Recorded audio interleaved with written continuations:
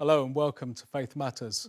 On this show, we take a spiritual perspective on Merseyside life, and our guest in the studio is Torpy from the Big Help Project. And today we're broadly looking at the poverty gap and your work with the Big Help Project to alleviate that and try and narrow that gap. So tell us, what is the Big Help Project and where does the name come from?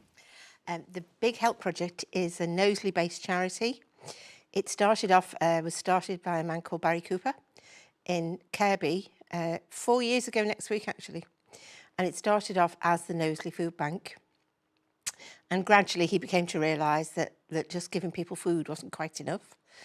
And we then started to help people with debt. So we have an organisation called Jubilee Debt Advice.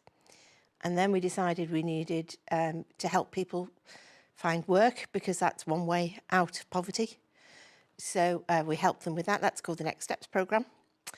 And then we thought, what about all these? He heard something on the radio about some young, vulnerable mums who needed help. So we linked up with other people to set up Baby Basics. So we help new mums who are vulnerable. And then we realised that in this world where computers are everything, and where through new benefits we can't access new benefits unless we can go online and have money paid into a bank account, we've set up a new project called Get Connected, which helps people with finding work, out of debt, and getting digitally and financially included, so we can help them open bank accounts. And then we decided that wasn't quite enough, so we've opened the first of many, we hope, charity shops, and there's one in Highton Village now. And you're going to open some more? We are indeed. We're going to open a variety, offering many different things. So looking at the sale of white goods and the sale of furniture, as well as traditional community charity shops. So I've been out to your headquarters. Yep. And you're on an industrial estate in Kirby, is that Yep, right? that's I'm trying to remember how I got there.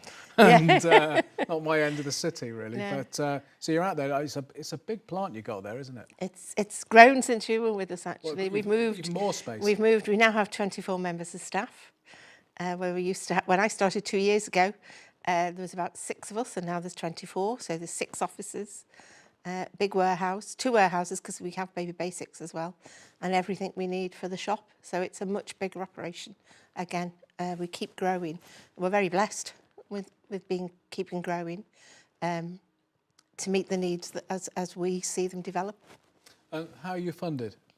Oh, huge different ways. Through Big Lottery, through organisations such as the Morgan Foundation, John Moore's Trust, smaller organisations giving us money.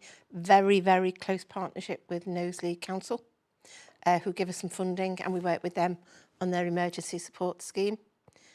So when people are in need and they apply to the emergency support scheme, they can get food, gas and electric, and we're the ones that supply the food through the food bank. So there's a whole myriad of ways we're funded, and through the generosity of individuals. So you are a faith-based, church-based organisation. We are. How does that work?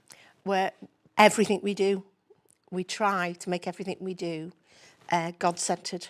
So we start each week with a time of shared breakfast and prayer and a reading from the Bible, and we spend time thinking about that whenever we're doing anything. It may seem like the old cliche of what would Jesus do, but really, what are we doing here? Is this the right way of doing things? Is this a moral way, a way that would please Jesus, would please God?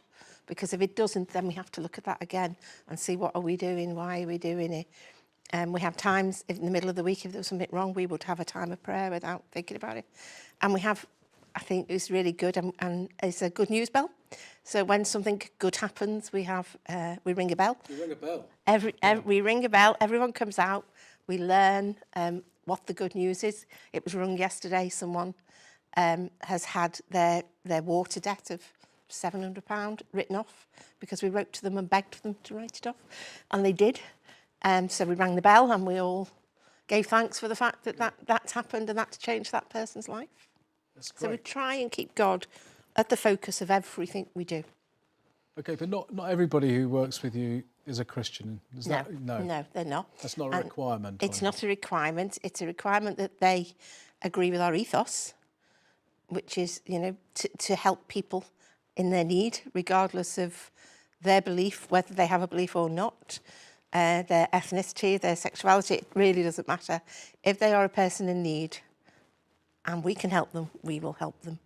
And as long as people embrace that, they're very welcome to come and join us. And that goes for our volunteers as well. So who came up with the name Big Help? I don't know. I guess it was Barry Cooper, but I don't know why he came up with that. It started out, I think, as Knowsley Food Bank. As I said, on the 30th of September, it's 4 years old. But somehow it very quickly became the Big Help project. OK, so your background, what's your background? How do you get to be involved in this? I was a member of St Mary's Church in Halewood and an active Christian. And in St Mary's, we were looking for some ways of reaching out to our community. And one of the things we did was open a community coffee shop on a Saturday. And a few weeks later, Barry Cooper arrived on Sunday morning to talk to us about the possibility of opening a food bank in Halewood. And I said the only time we could do it is a Saturday morning when we have our coffee shop. And he looked at the list and said, that's the only morning we haven't got a food bank anywhere, apart from a Sunday. So, you know, I believe very much it was guided by God, and Barry came, we opened the food bank on the following January, which is 3 years ago now. And I coordinated it from the church point of view. I was working as a teacher then.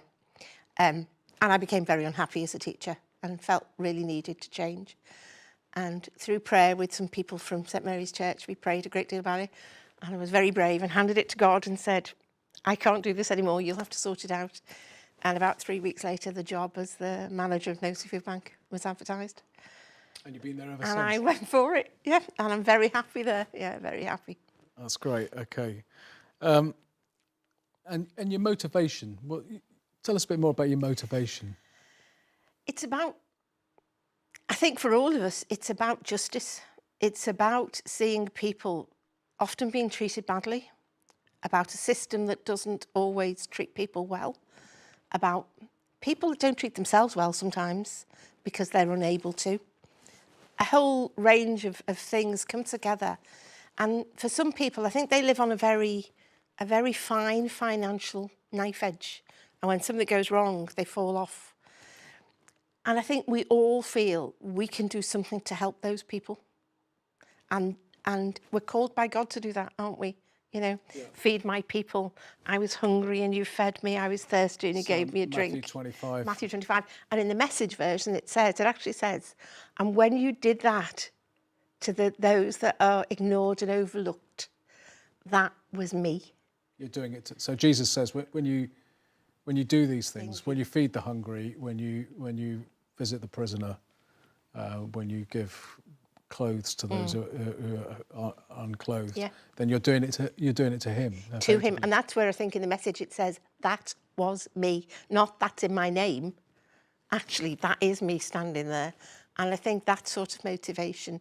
And we have something from Proverbs 31, I have above my desk in the office, and it says, speak out for justice, stand up for the poor and the destitute. So I feel we're called as Christians to stand up for the poor and the destitute, and to help in whatever way we can to change their lives. So we can give them food and we can help them get out of debt. £1.3 million worth of debt we've dealt with in 4 years. That's huge. It's life-changing, isn't it? And we've done that for people because we believe that that's the right thing to do for those people who are drowning in debt and don't know where to turn, and people don't listen to them, and there appears to be a system that doesn't want to help them, and we're there to help them through that. Well, I mean, Liverpool's a city which has always done this stuff, hasn't it, really? Yeah. Both in the secular sphere and also in the religious sphere, and the two spheres are kind of interlocked in a way, aren't they? In a way, in my experience, in a way that isn't true for a lot of other cities. You know, the church is part of the fabric of the city. Yeah. And there's something. Do you think there's something of the kind of legacy of David Shepherd in this? I think there is. I mean, I think when I was at university, and reading Faith in the City. And you can't, and the stuff he did about the poor, wrote about the poor, you can't help but think, yes, we have to do something. And I think you're right, my dad was very anti-church, but a massive socialist who worked very hard to help the poor. And I guess instilled in all of us, in my family, that you get out and you help people. And that was a very secular socialist approach. Didn't matter, it still was out there helping. I look at it from a slightly different angle, but I'm still out there helping. So I think you're right. I think in Liverpool there is that real history of having to help ourselves, perhaps at times because they don't actually queue up to help us, so we help ourselves. Yeah. Okay, we're coming to our commercial break now. When we come back, we've got a film that Holly has made for us. She came out to the Big Help and filmed. So we're going to watch the film when we come back, and then we'll come back and ask you a couple more questions. That's fine. So it's great, Sue, to have you with us. Do join us after the break, where we'll have the short film and then some more questions of Sue about the Big Help project.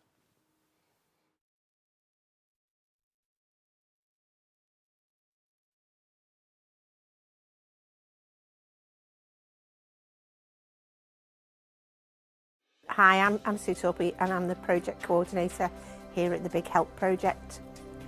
The Big Help Project is a Knowsley-based charity, and it's an umbrella organisation under which we have several different smaller projects. The main heart of our project is Knowsley Food Bank. You can see here surrounded by the food. Last year we fed more than 8,000 people in Knowsley. We work closely with Knowsley Council on their emergency support scheme, and we offer help and support to anybody in Knowsley who is in food crisis. What we recognise is that giving people food is not enough, and we're part of the Trussell Trust, and the Trussell Trust have a project called More Than Food, and we are certainly committed to more than food here at the Big Help. So people can come to us when they're in food crisis and we give them food. We can also help them if they are in debt. We have a project called Jubilee Debt Advice, and we offer bespoke one-to-one debt advice to anybody who needs it. We can offer them any sort of debt advice, from helping them write to creditors up to and including bankruptcy, and we help them find a way out of their situation. One of the ways we believe we can help people the most is by getting them into work, because not all, but a lot of people that come to us are not in work. So we have a project called Next Steps, which helps people find jobs or training and prepares them for the work world. We help them with their CVs, we help them with job applications, we help them with interview techniques. We can take them along, go with them and support them at an interview if necessary, or we can find them training that will help them be prepared for the world of work. We do all this because we have a real belief that people are individuals, they are cherished, they are loved, and as a Christian organisation we believe that it is our job, we're called by Jesus, to help those that are less fortunate than us, that need some help. It actually says, you can look at the Bible, and in Matthew it says, I was hungry and you fed me, I was naked and you clothed me. And in doing that, we're doing what Jesus tells us to do. And so we find it as a very important, it's at the core of what we do, is our faith and our belief as a Christian charity that we are called by Christ to help those that are less fortunate than us. And we can do that in so many ways. We've recently opened a shop where we can help people get decent clothing, and we're eventually going to help them in more ways in a shop. We can also help them get online, do their job searches, become more computer savvy, become financially included, because so many people are financially excluded. And all of this is done under the Christian ethos of helping those, the poor and the destitute, as it says in the Bible, those that are less fortunate than us. But in God's eyes, they're human beings, they're equal, and we respect them and treat them with dignity and love, just as God treats everyone that way.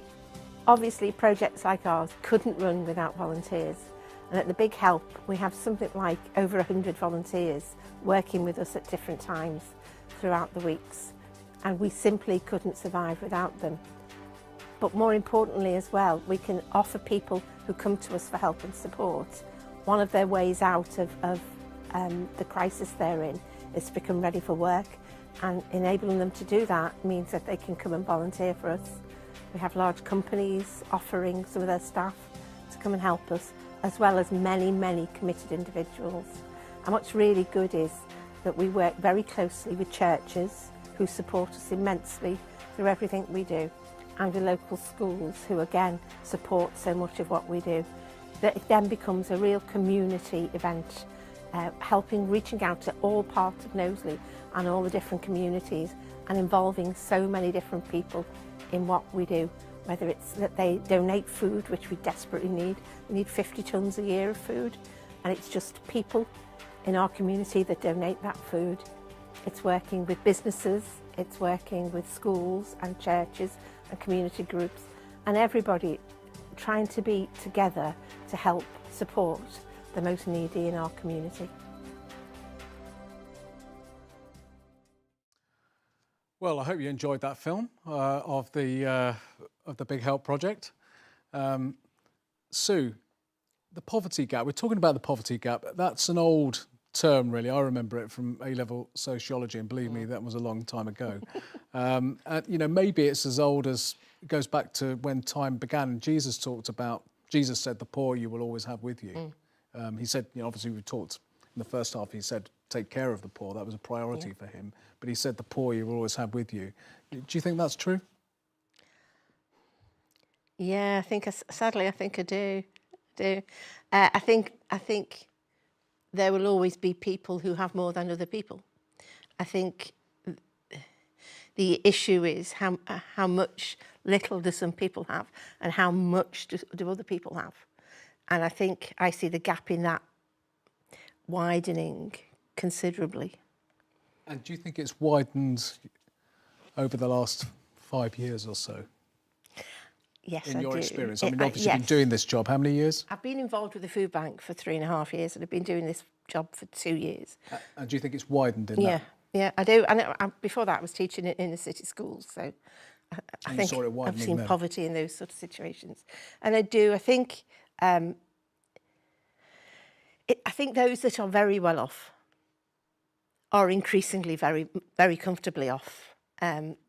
So they're getting wealthier. They're getting wealthier, and even those that are not I'm not talking about the mega rich who are so out of our sphere. Yeah. You can almost be tempted to forget they exist, but they don't. They're there, and they take up a huge amount of the money that is in this country. And the kind of those that are comfortably off are more comfortable now, because the price of food hasn't gone up as much as people think it has. Yeah. And yet the benefits that people get who aren't working, or the very low wages are then proportionally lower. So they are struggling to make ends meet with an increase in fuel prices, which has gone up beyond all recognition.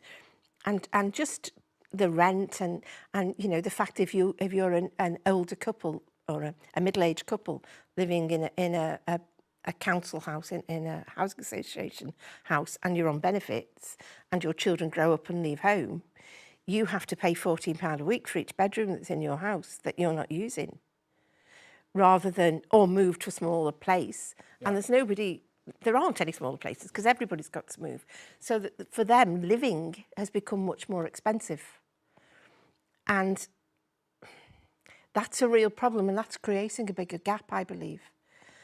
And I do believe there are policies now that are designed to do that. Yeah, I do.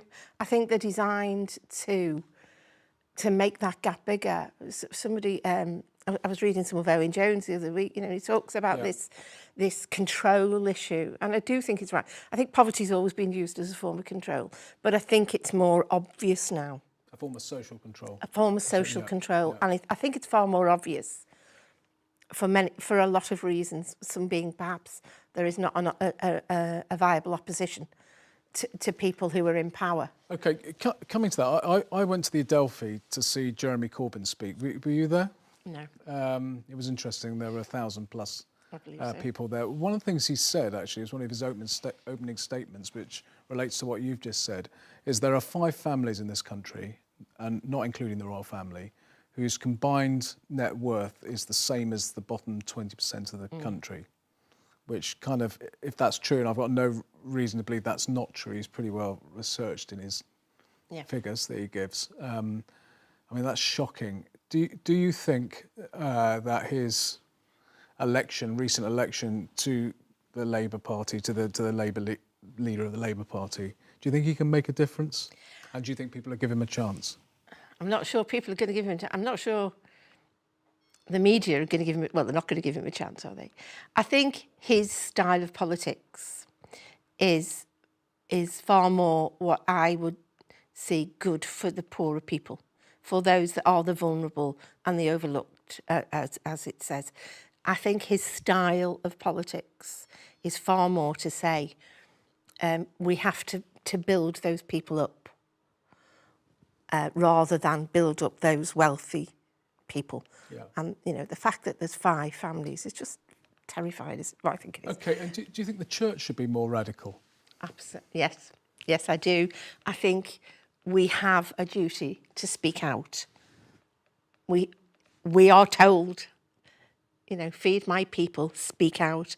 And I think the church has a massive place to speak out on these issues of sanctions, which fines someone for missing an appointment.